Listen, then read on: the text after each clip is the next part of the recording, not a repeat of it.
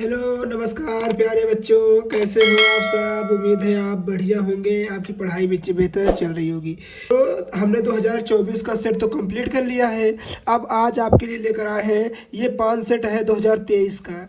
2023 का करवाएंगे, इसी प्रकार 2022 का, 2021 का सब सेट आपके लिए लेकर आएंगे। सबका सेट, कोई भी सेट बचेगा नहीं।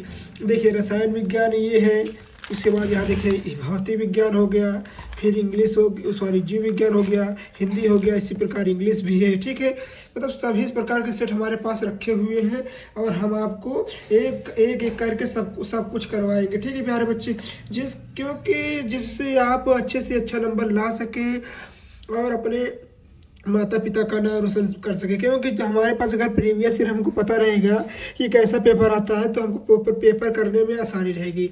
तो आइए देखते हैं 347 CD जो कि 152 नंबर ये कोड है। तो 2023 रसायन विज्ञान शुरू करते हैं और देखते हैं हमारे ये 2023 के पेपर में क्या क्या आया था और आपके 24 में क्या क्या आया था और क्या क्या 25 में आ सकता है। तो आइए शुरू करते हैं, पेपर को करना शुरू करते हैं। कह रहा है कि आपको जैसे पता है कि प्रत्येक पेपर में 3 घंटा 15 मिनट रहेगा, जो 15 मिनट आपको पढ़ने के लिए रहता है, फिर जो 3 घंटा रहता है उसमें आपको प्रश्न उत्तर करना रहता है। ठीक है प्यारे बच्चों, तो क्या कह रहा है, सभी प्रश्न अनिवार्य हैं। प्रत्येक प्रश्न के निर्धारित अंक दिए गए हैं। मतलब कोई भी अंक, जैसे यहाँ देखिए प्रश्न है ना, तो इसके सामने देखिए निर्धारित अंक दे दिया है, उसी प्रकार सब में निर्धारित अंक दिए रहेंगे। ठीक है, तीसरा नंबर क्या कह रहा है, गणनात्मक प्रश्नों में गणना के समस्त पद दीजिए। मतलब कि जैसे कोई प्रश्न कितने नंबर का है, सिर्फ उतने ही नंबर का लिखना है, ज़्यादा बड़ा छोटा नहीं लिखना है। ठीक है, प्रश्नों के प्रसंगित उत्तर दीजिए, जो प्रश्न दिए गए हों उसके सही सही उत्तर दीजिए। 5वां नंबर क्या कह रहा है, जहाँ आवश्यक हो वहाँ रासायनिक समीकरण लिखिए। मतलब जैसे पूछा गया है, कोई जैसे अभिक्रिया पूछ लिया कि कोलराउस का नियम किसे कहते हैं, अभिक्रिया द्वारा समझाइए, या कह सकता है कि हुनस्डीकर अभिक्रिया समझाइए या रोजनमुंड अभिक्रिया समझाइए। तो वहाँ पर अभिक्रिया सहित बोले रहेगा, कहेगा कि परिभाषा देते हुए अभिक्रिया सहित समझाइए। तो ऐसे आपको कह सकता है। ठीक है, तो प्यारे बच्चों आइए एक एक पेपर करके, एक एक क्वेश्चन करके शुरू करते हैं इस मॉडल पेपर को, वायरल पेपर को, जो आपके लिए बहुत ही महत्वपूर्ण रहेगा, बहुत ही लाजवाब रहेगा। आइए देखते हैं क्वेश्चन। तो कह रहा है कि इस प्रश्न के प्रत्येक खंड में 4 विकल्प दिए गए हैं, सही विकल्प चुनकर उत्तर पुस्तिका में लिखिए। मतलब 4 ऑप्शन, देखिए एक क्वेश्चन दिया है, इसके 4 ऑप्शन दिए गए हैं, जो ऑप्शन सही रहेगा उस पर आपको टिक मारना है। ठीक है प्यारे बच्चों, तो क्या कह रहा है, पहला क्वेश्चन कह रहा है का नंबर कि शुद्ध जल की मोलरता है। शुद्ध जल की मोलरता क्या है, तो 5.556 मोल लीटर इनवर्स या 55.56 मोल लीटर इनवर्स। तीसरा नंबर 0.18 मोल लीटर इनवर्स या 81.00 मोल लीटर इनवर्स। क्या होगा इसका आंसर, तो आपको अगर पता है तो प्लीज़ बता दीजिए, अगर नहीं पता है तो कमेंट करके जरूर बता दीजिएगा सर हमें नहीं आ रहा है, इसका आप सोल्यूशन लेकर आइए, तो हम आपके लिए सोल्यूशन लेकर आएंगे। खा नंबर क्या कह रहा है, विशिष्ट चालकत्व की इकाई होगी। तो एक होता है चालकत्व, एक होता है विशिष्ट चालकत्व। तो क्या होगी विशिष्ट चालकत्व की इकाई, centimetre minus square ohm inverse या सेंटीमीटर ओम इनवर्स इक्वा इनवर्स या सेंटीमीटर इनवर्स ओम इनवर्स या सेंटीमीटर माइनस स्क्वायर ओम। तो जो आंसर सही होगा वो प्लीज़ आप कमेंट करके बता दीजिएगा। अधिकतम संख्या में यौगिक बनाने वाली उत्कृष्ट गैस है क्या, नियॉन, हीलियम, आर्गन नियॉन या तो एक्सी जिसको बोलते हैं, या आर्गन या तो हीलियम। तो क्या है आप प्लीज इसे कमेंट में जरूर बताइए। ठीक है, आइए देखते हैं घ नंबर क्वेश्चन क्या है। घ नंबर क्वेश्चन कह रहा है कि रंगीन आयनों के निर्माण में उपस्थिति के कारण संभव होता है। किसकी उपस्थिति के कारण रंगीन आयनों का निर्माण संभव होता है, तो क्या अयुग्मित इलेक्ट्रॉन के कारण होता है, या युग्मित इलेक्ट्रॉन के कारण होता है, या अनाबंधित इलेक्ट्रॉन के कारण होता है, या उपयुक्त में से कोई नहीं। अगर जो आंसर आपको आता रहेगा प्लीज़ कमेंट कर दीजिएगा, नहीं आता रहेगा तो फिर भी कमेंट कर दीजिएगा, हम आपको ये पूरा मॉडल पेपर लेकर आएंगे। अभिक्रिया क्या, कौन सी अभिक्रिया है, RCOOAG, जिसको हम रजत ब्रोमीन बोलते हैं, रजत और क्या बोलते हैं इसको हम, रजत क्रोमियम Br2 के साथ CCl4 की उपस्थिति में क्रिया कराते हैं तो मेथिल ब्रोमाइड प्राप्त होता है, कहलाती है। कौन सी अभिक्रिया कहलाती है? हुंचडीकर स्मिथ हेल्फोलार्ड जेलेस्की या टिच चेस्को अभिक्रिया। तो इसको हम बता दें आपको, इसको हम बताना चाहते हैं आपको, क्योंकि ये आप सोच रहे हैं कि बहुत कठिन है। तो प्यारे बच्चों, यह हुंचडीकर रिएक्शन है, ठीक है। एक आंसर तो हमने आपको बता दिया यहीं पर। अगर प्यारे बच्चों आपको और आंसर आ रहा हो तो प्लीज़ कमेंट में जरूर बताएं। 4 नंबर क्या कह रहा है? कह रहा है 4 नंबर कि एमिनो अम्ल निम्न में से किसकी संरचना इकाई है, संरचनात्मक इकाई है? बताइए, कार्बोहाइड्रेट की, प्रोटीन की, लिपिड की या विटामिन की? तो इसका आंसर आप कमेंट में जरूर बताइए, ठीक है प्यारे बच्चों। फिर दूसरा नंबर क्वेश्चन क्या कह रहा है? कह रहा है, ये तो मान लीजिए अपने सिलेबस में नहीं है, ठीक है, ये FCC से कट गया है। दूसरा नंबर यहाँ देखिए, खा नंबर देखिए, कह रहा है एक आवास वसीयत, क्योंकि FCC ये बच्चों ये पहले चैप्टर में था, ठीक है, ये पहला चैप्टर हमारे 2023 में ही 24 में ही कट कर दिए, ठीक है। जब 2023-24 सिलेबस में कट कर दिए थे तो हमको पढ़ने की जरूरत इसे नहीं है। खा नंबर क्या कह रहा है? एक आवासशील विलेय पदार्थ जिसकी मोलर द्रव्यमान कितना है? 40 ग्राम प्रति मोल के उस द्रव्यमान की गणना कीजिए जिसको 144 ग्राम ऑक्टेन में घोलने पर वाष्प का दाब 80% तक हो जाए। तो ये एक प्रकार का न्यूमेरिकल है जो कि हमने करवा दिया है। अगर आपने वह वीडियो नहीं देखा है तो प्लीज़ वीडियो आपको डिस्क्रिप्शन में मिल जाएगी या तो प्लेलिस्ट में मिल जाएगी, आप वहां जाकर अवश्य देख लीजिए, ठीक है। ग नंबर क्या कह रहा है? निम्नलिखित सेल में के मानक यानी इलेक्ट्रोमोटिव फोर्स या EMF बोलते हैं जिसको हम, की गणना कीजिए। क्या कह रहा है? जिंक, यहाँ देखिए जिंक, फिर जिंक देखिए, जिंक डबल प्लस क्यों है? क्योंकि कौन से, बताइए इसमें कौन से ज़्यादा क्रियाशील हैं? क्या ये जिंक Zn2+ या डबल बॉन्ड Zn+ या Cu? तो इसमें आपको ये एक प्रकार का न्यूमेरिकल है प्यारे बच्चों, ये न्यूमेरिकल है जिसमें आपको यह वैल्यू यहाँ पर दी गई है, देखिए यहाँ पर मान दिया गया है, बस इसी का मान यहाँ पर रख के आपको निकाल लेना है। अगर नहीं निकाल पा रहे हैं तो प्लीज़ कमेंट कर दीजिएगा, हम आपको बताने की कोशिश करेंगे। देखिए ये भी क्वेश्चन कटा हुआ है क्योंकि ये द्रव्य स्नेही हमारा ये चैप्टर 6 का था, ये भी कट गया है, ठीक है। 3 नंबर आइए देखते हैं क्या कह रहा है। 3 नंबर क्वेश्चन में कह रहा है कि कोलराउस के नियम लिखिए और उसके एक अनुप्रयोग दीजिए। तो प्यारे बच्चों इसको हमने करा दिया है, अगर नहीं आप नहीं देखे हैं तो प्लीज़ आप डिस्क्रिप्शन में और या तो प्लेलिस्ट में जाकर देख लीजिएगा, नहीं तो सर्च कर लीजिएगा कोलराउस का नियम बाई राजा यादव सर, आपको मिल जाएगा। खा नंबर क्या कह रहा है? H2SO4 में के कोई 2 निर्जलीकरण गुण बताइए। तो आपको अगर पता है तो कमेंट मत बता दीजिए, नहीं पता है तो भी बता दीजिए, हम आपको करवा देंगे। ग नंबर क्या कह रहा है? FeSO4 विलयन तथा NH4 का होल स्क्वायर यानी कह सकते हैं 2SO4 विलयन का 1:1 मोल अनुपात के मिश्रण Fe2+ आयनों का परीक्षण देता है। तो आपको इसको बताना है क्या इसका परीक्षण देता है। परंतु CuSO4 तथा जलीय अमोनियम NH3 का 1:4 मोलर अनुपात में Cu2+ आयनों का परीक्षण नहीं देता है, क्यों? तो आप अगर इसका आंसर दे देते हैं तो आपको मिलते हैं पूरे 2 नंबर।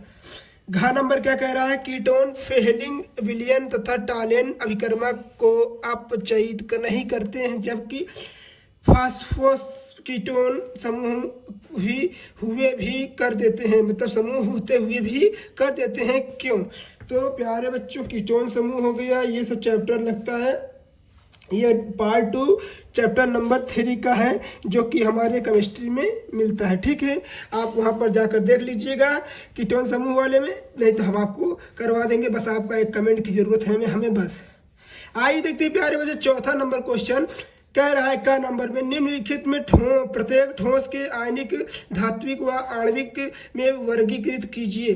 क्या Fe4 अमोनियम फास्फेट, पीतल tetraphosphorus deca oxide, P4O10 Rb, I2, LIBR, तो इसके साथ वर्गीकृत किसको करना है, तो प्रत्येक ठोस को आयनित को इसके साथ आयनित करना है। कितने अभिक्रिया हैं, तो RB जिसको हम रुबेडियम बोलते हैं, I2 मतलब बोलते हैं आयोडीन, LIBR यानी लिथियम ब्रोमाइड बोलते हैं इसको। हाँ, अगर आप इतना कर देते हैं तो आपको मिलते हैं पूरे 3 नंबर। आइए देखते हैं खा नंबर क्या है, गा नंबर क्या है, फिर घा नंबर क्या है। खा नंबर क्या कह रहा है, कारण से बताइए। देखिए ये तो हमारे सिलेबस से कट गया है, इसीलिए इसको हमने काट दिया है। जो हमारे सिलेबस में नहीं था 2023 में, तो उसे हमको क्यों करना है, तो हमारे सिलेबस में आएगा ही नहीं। ठीक है प्यारे बच्चों। फिर दूसरा नंबर क्या कह रहा है, जल के शोधन में फिटकरी का प्रयोग बताइए। यानी फिटकरी जो होती है वो जल को साफ करने में क्या भूमिका निभाती है, इसके बारे में बताना है। नंबर 3 क्या कह रहा है, नदियाँ समुद्र में मिलते समय डेल्टा का निर्माण करती हैं, कैसे, इसको आपको बताना है। ग नंबर का 1 नंबर देखिए, कह रहा संक्रमण धातु की परमाणु त्रिज्या किसी श्रेणी में किस प्रकार परिवर्तित होती है और क्यों। तो जो संक्रमण धातु है वो परमाणु त्रिज्या जिसकी श्रेणी में किस प्रकार परिवर्तित होती है, क्यों, इससे आपको बताना है। और आप कमेंट में ज़रूर बताएंगे, नहीं बता पाएंगे तो प्लीज़ कमेंट कर दीजिएगा। हम इसको करवाने की बहुत ज़्यादा कोशिश करेंगे कि हमारे प्यारे बच्चे इसको कर ले जाएं। ठीक है, यहाँ देखिए क्या कह रहा है दूसरे नंबर में, संक्रमण धातुओं के आयन प्रायः अनुचुंबकीय होते हैं, क्यों, ये इस प्रकार क्यों ये इस प्रकार क्वेश्चन आपको पूछे जाएंगे, जो कि हमारे 3-3 नंबर के रहेंगे प्यारे बच्चों, जो कि 3 नंबर में 1-1 नंबर के आते हैं। तो देखिए आपको इसको तैयार कर लेना है। ठीक है प्यारे बच्चों। तीसरा नंबर क्या कर रहा है, संक्रमण तत्व विभिन्न ऑक्सीकरण अवस्था प्रदर्शित करते हैं, क्यों, संक्रमण तत्व ही विभिन्न ऑक्सीकरण अवस्था क्यों प्रदर्शित करते हैं और क्यों। तो इतना अगर आप 3 लिख देते हैं तो 3 में से 3 नंबर आपको मिल जाते हैं।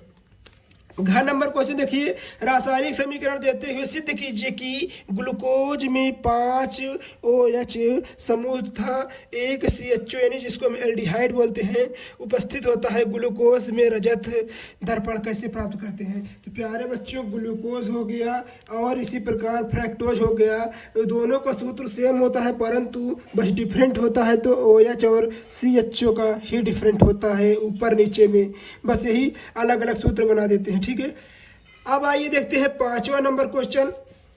5, 6, 7 3 क्वेश्चन और हैं, उसके बाद हमारा चैप्टर ये हमारा कह सकते हैं कि ये पूरा पेपर खत्म हो जाएगा। मॉडल पेपर, वायरल पेपर, जो भी आप कहें सब अच्छा ही है। ठीक है, क्या कह रहा है, मोलर उन्नयन स्थिरांक 1 एवं मोलर उन्नयन स्थिरांक में अंतर स्पष्ट कीजिए। तो प्यारे बच्चों इसको हमने करवा दिया है। अगर नहीं आप वीडियो देखे हैं तो कमेंट कर दीजिएगा, हम आपको लिंक भेज देंगे, नहीं तो आप प्ले लिस्ट में जाकर चेक कर लीजिएगा, केमिस्ट्री में आपको मिल जाएगा। इन 2 स्थिरांकों का प्रयोग करते हुए विलेय का आणविक द्रव्यमान ज्ञात कीजिए। ज्ञात करने के लिए 2 अलग अलग सूत्र लिखिए। ऐसे प्यारे बच्चों हम बता दें आपको, इसमें 2 अलग अलग सूत्र होता है, एक होता है KF होता है और एक होता है KB। यही 2 सूत्र से हमारा अलग अलग सूत्र बन जाता है, जैसे TB = KF M × WB/WA हमारा हो जाता है MA। ठीक है, यही होता है हमारा सूत्र। ठीक है प्यारे बच्चों, और जहाँ पर आप TF लिख देंगे, बस यहाँ पर TB, यहाँ पर TB KB है, यहाँ पर TF, यहाँ पर KF लिख देंगे तो दूसरा सूत्र बन के तैयार हो जाएगा। ठीक है प्यारे बच्चों। खा नंबर कह रहा है कि ओस्टवाल्ड विधि द्वारा नाइट्रिक अम्ल के औद्योगिक उत्पादन का वर्णन कीजिए। किसके, ओस्टवाल्ड विधि द्वारा नाइट्रिक अम्ल के औद्योगिक क्या करना है, उत्पादन का वर्णन करना है। किस प्रकार हमारा नाइट्रिक अम्ल ओस्टवाल्ड विधि द्वारा उत्पन्न होता है, इसके बारे में बताना है। फिर क्या कह रहा, इस अम्ल में NH NO3- मूलक का परीक्षण आप कैसे करेंगे। सम्मिलित अभिक्रिया में समीकरण भी समझाइए। अगर आप इतना बता देते हैं तो आपको पूरे मिलते हैं, 4 में से 4 नंबर मिल जाते हैं। ठीक है प्यारे बच्चों, आप देखिए ये हमने आपको पढ़ा दिया है, नहीं देखे हैं तो वीडियो IUPAC नेम से पढ़ी हुई है, आप वहां जाकर अवश्य देख लीजिए, नहीं तो कैप्सूल सीरीज के भी नेम से पढ़ी है। क्या कह रहा है, आईयूपीएसी नियमों का उपयोग करते हुए निम्नलिखित के सुव्यवस्थित नाम लिखिए। किसका, यहाँ देखिए कोबाल्ट NH3, फिर 3 है, फिर होल 6 हो जाएगा, फिर यहाँ पर कोष्टक क्लोज हो जाएगा, फिर Cl3 है।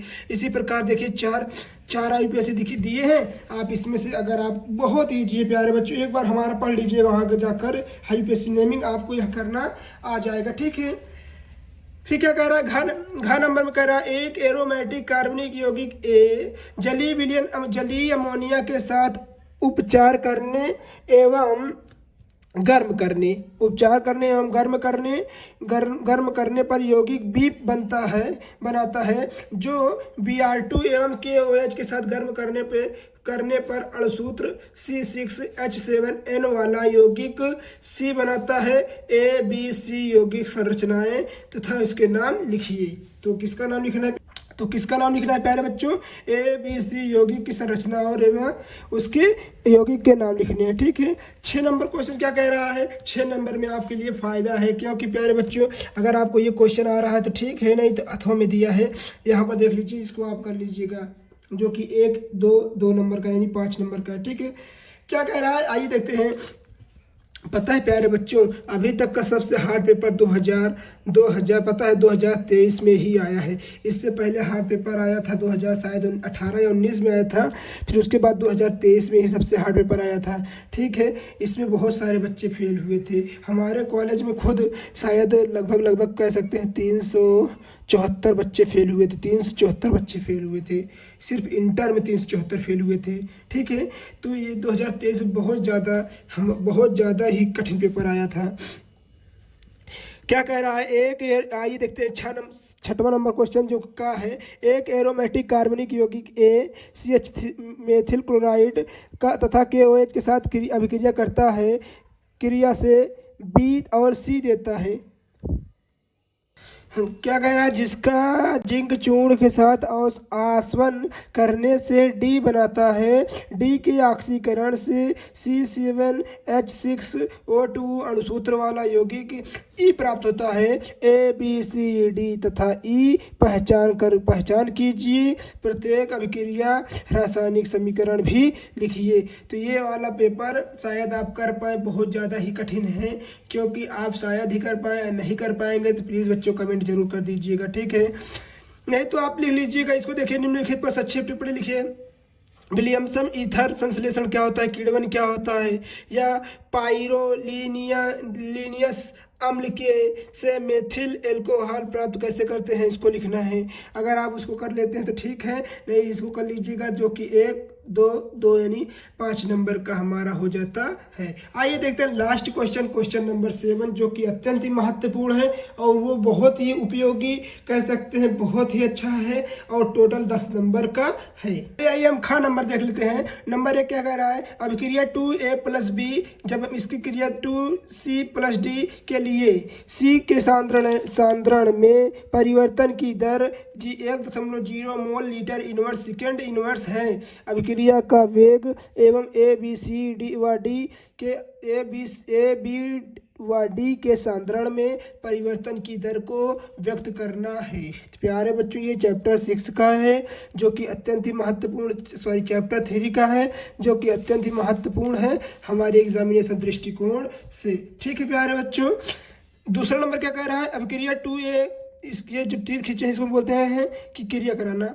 उत्पाद में A की सांद्रता 10 मिनट में 0.5 मोल लीटर इनवर्स से घटकर 0.4 मोल लीटर इनवर्स हो जाती है। तो इस समय अंतराल में अभिक्रिया का वेग मतलब ज्ञात कीजिए। तो ये अभिक्रिया का वेग है, जो कि आपको चैप्टर नंबर 3 या 4 में मिल जाता है, जो कि आपके लिए बहुत ही महत्वपूर्ण। आप इसको कर लेते हैं, ठीक है, नहीं तो यहाँ देखिए यहाँ भी अथवा में दिया है क्या शायद ही कर पाए, क्योंकि ये हमारा सिलेबस से शायद ही कट गया है। ठीक है, इसलिए आपको बताना उचित नहीं है। तो क्या कह रहा है दूसरा नंबर, किसी अभिकारक के लिए एक अभिक्रिया प्रथम कोटि की है, अभिक्रिया का वेग किस प्रकार प्रभावित होगा, यह यदि अभिक्रिया अभिकारक की सांद्रता 2 गुनी कर दी जाए।